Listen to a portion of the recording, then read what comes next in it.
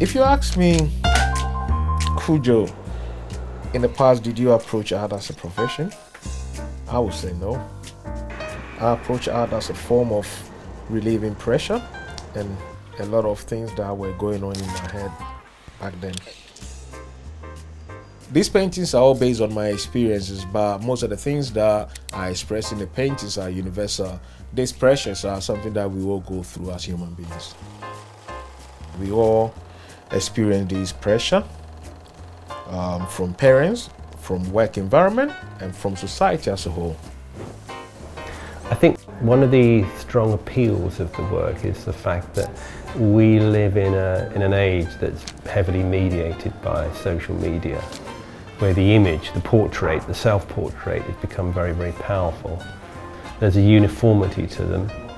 They're very direct, they're very strong, in a world that's awash with pictures of people that in a very painterly way he's reclaimed it for himself.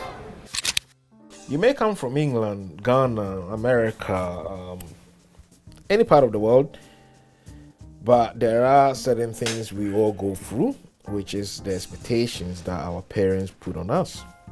I believe there's something out there that moves us. And as human being, I always try to question myself, to ask where this pressure comes from. I always question myself that way. I grew up in an environment where there are doctors, lawyers, professors in my community. And my mother never said it directly, but I knew in the way she spoke about her friends that it will give her a happiness in her heart to say Kojo is a professor. She let us do whatever we wanted to do, but she was very strict. We were shielded so that we don't go down the wrong path. I met Kojo Marfo through an exhibition that I launched in 2020 during the lockdown called Isolation Master. We just met when he came to the gallery with his 2 canvases. He came by bus, if I remember. He just came, this humble man came to the gallery, smiling, he's got this very nice energy. And that's it, we start from there. I liked him straight away. And I think 2 or 3 days later, I went to see his studio, to be there, to feel, we had a beer, we talked, and I signed him straight away. I said, okay, listen, let's work together, let's do it. And he was like, okay. And I think a year later, we came with our first exhibition. My paintings are always a reaction to something I've seen or experienced.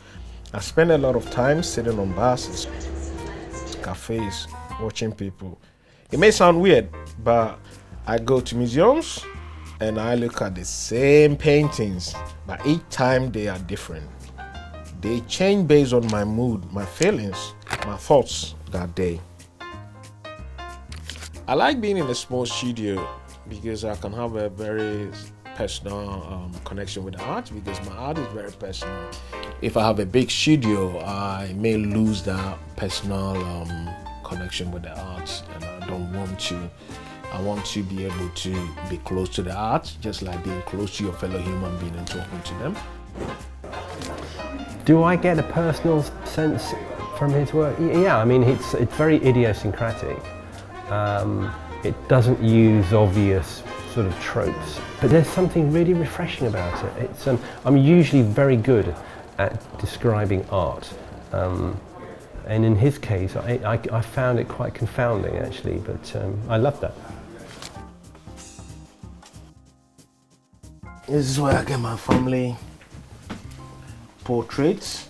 We ignore all the signs that kind of the world throw at us to kind of get us to understand that, look, everyone is the same, everyone needs to be treated the same, everyone is going through some issues, but we ignore all that and we tend to focus on individuality, so we all become individuals. A young child or an adult, to achieve what you kind of like projecting on them, it becomes very difficult, and some people cannot handle it. I was going to call the show Crucible of Burden, but that felt a bit too harsh, so I called it Crucible of Hope. but I wanted to open up the conversation about the pressure that we go through to satisfy our parents and society as a whole.